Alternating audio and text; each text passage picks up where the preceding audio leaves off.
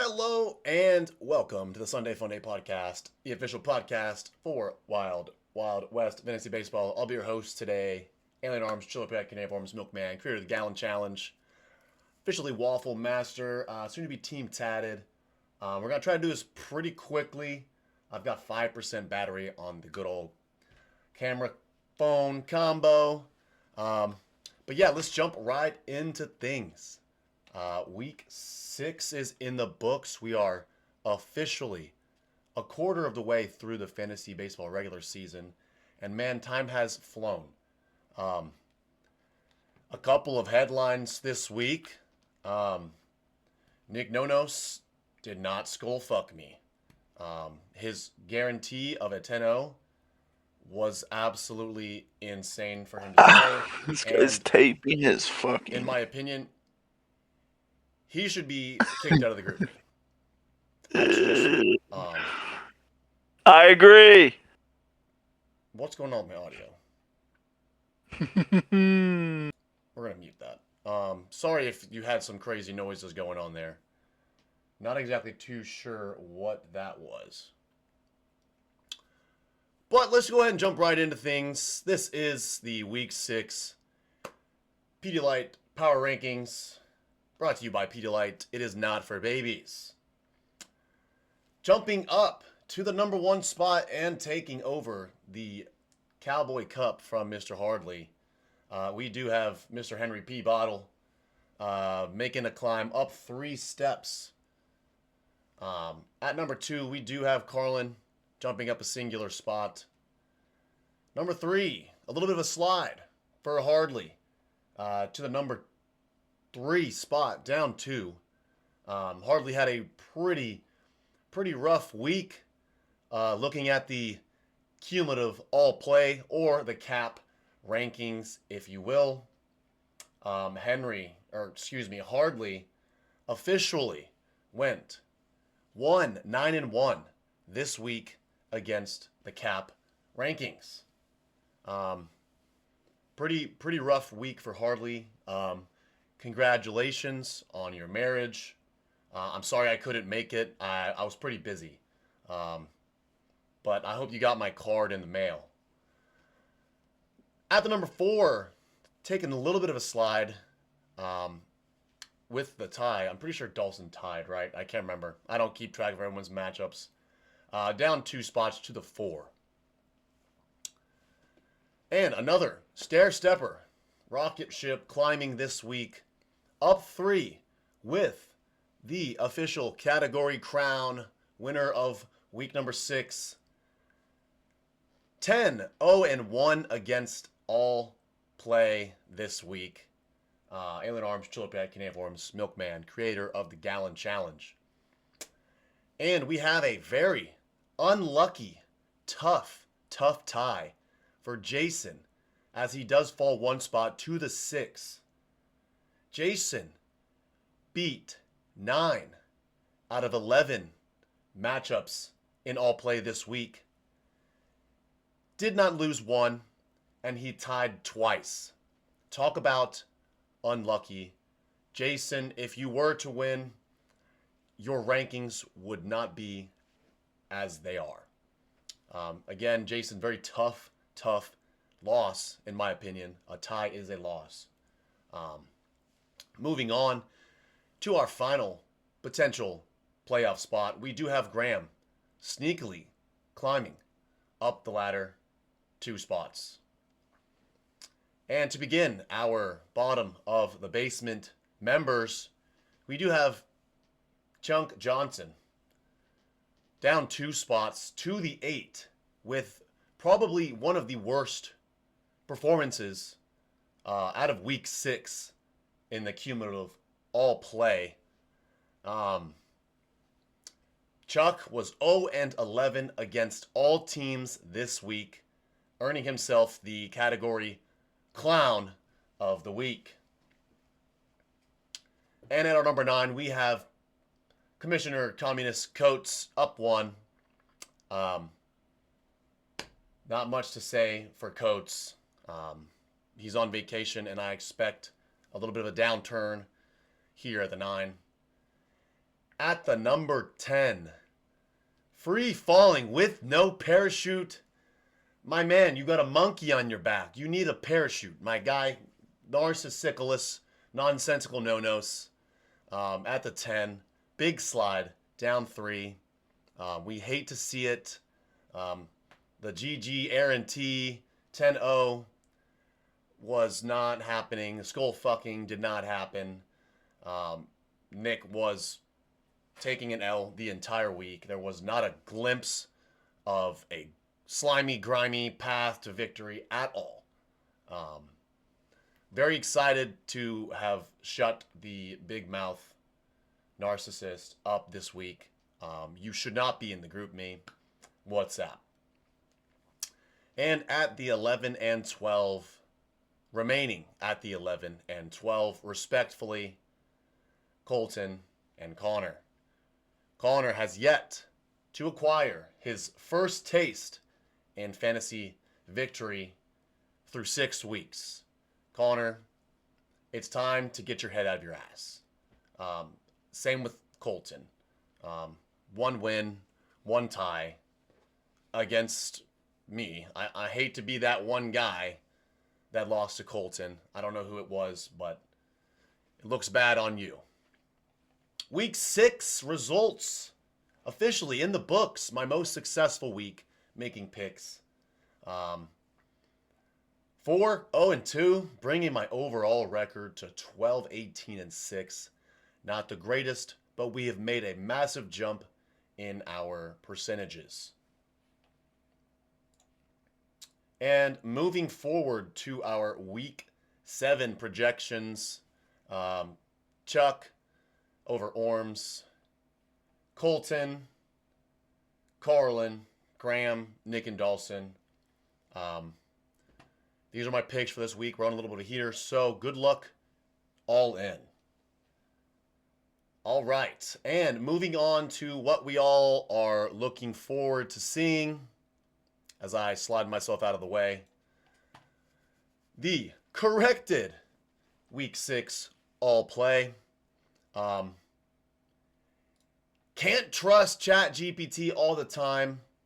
I have to audit it majority of the time. So here we are.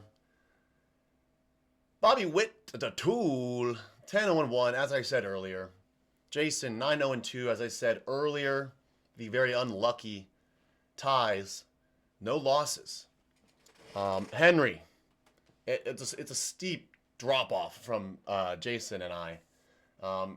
Henry, Carlin, we're on track to win more than 50% of matchups. With Nick, Dawson, Coates, Graham also on track to win 50% of matchups. Connor, probably your best week, potentially winning 4 of possible 11 matchups. Colton as well, still trying to find his way out of his rut. But like we said earlier, our biggest losers of the week, Austin with 1 potential hypothetical win, and Chuck with 0. Very, very tough week for a few guys. But we look forward to moving on and upward. Here are our corrected cumulative all play through week 6. This is the official cap rankings brought to you by ChatGPT. You might as well just start pouring out your water bottles right now. We are just wasting our precious energy and water on this bullshit.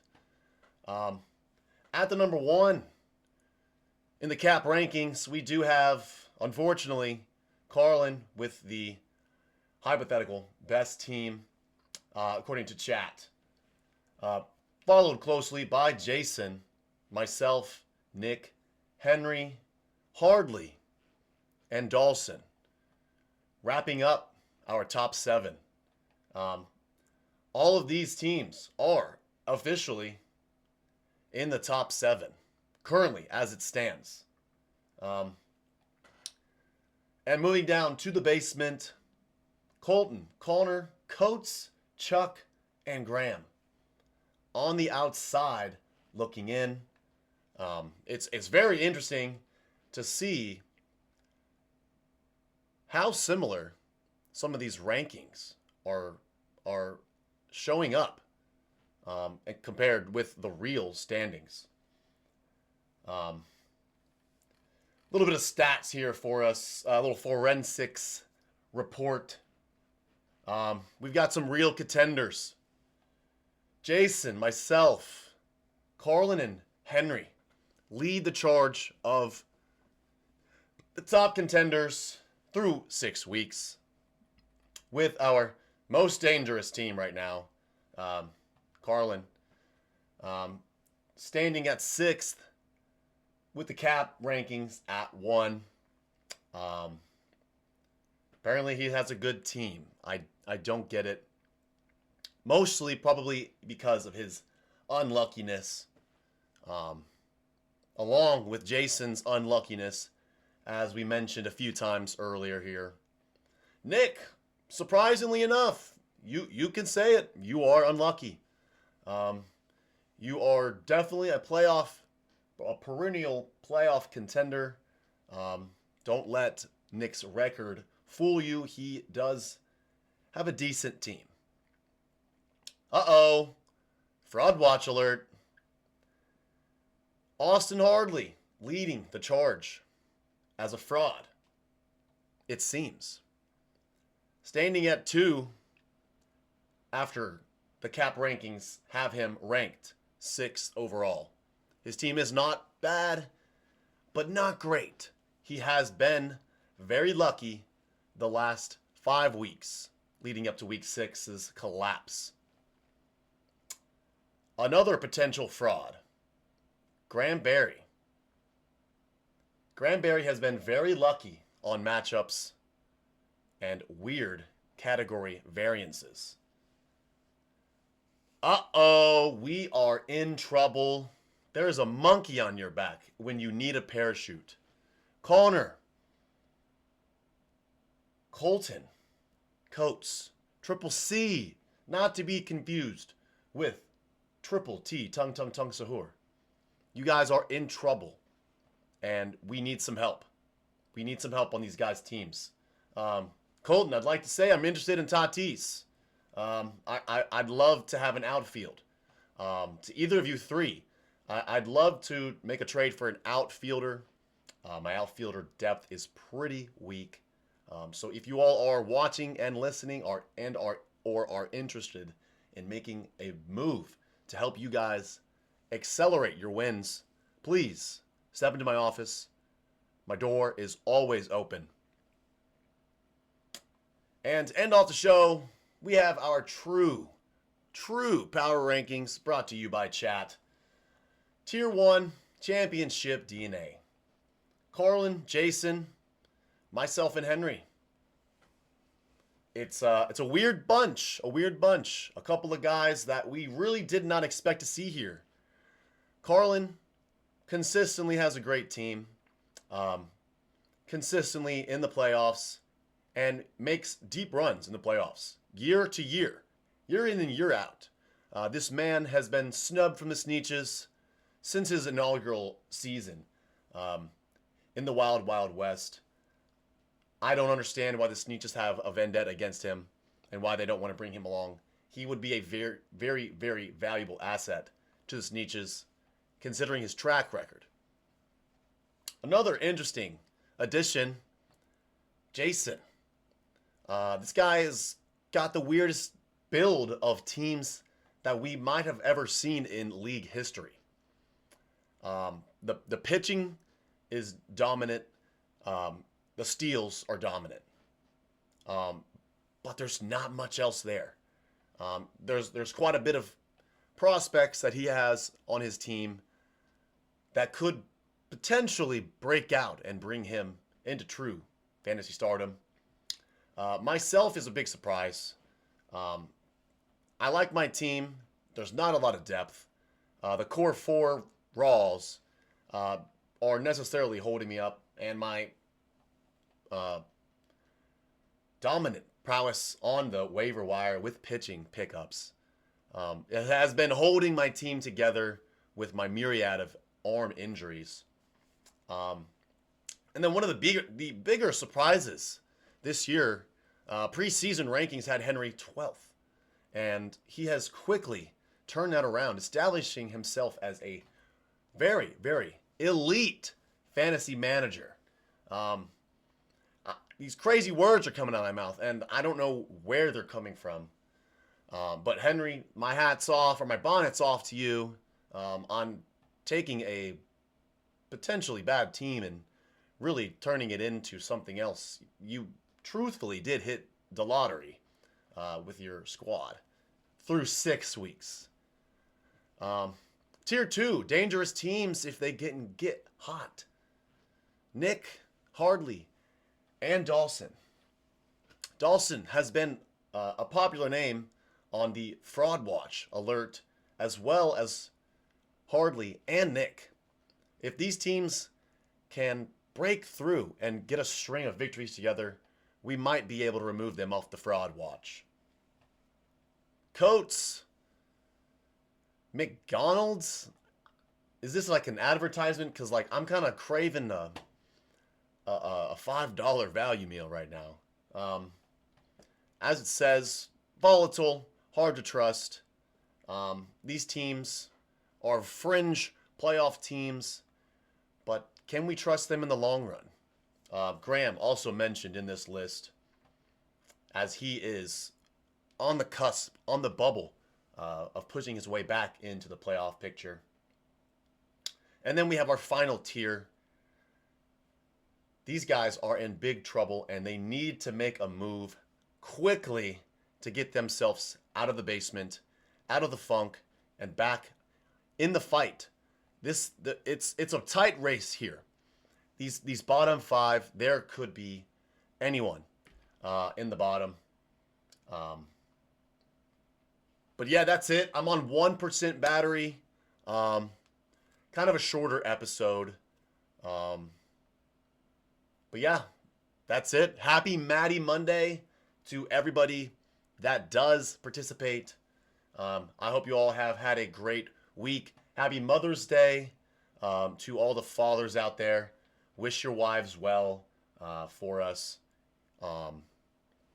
And yeah, that's all I have for you guys. Until next time, peace and blessings.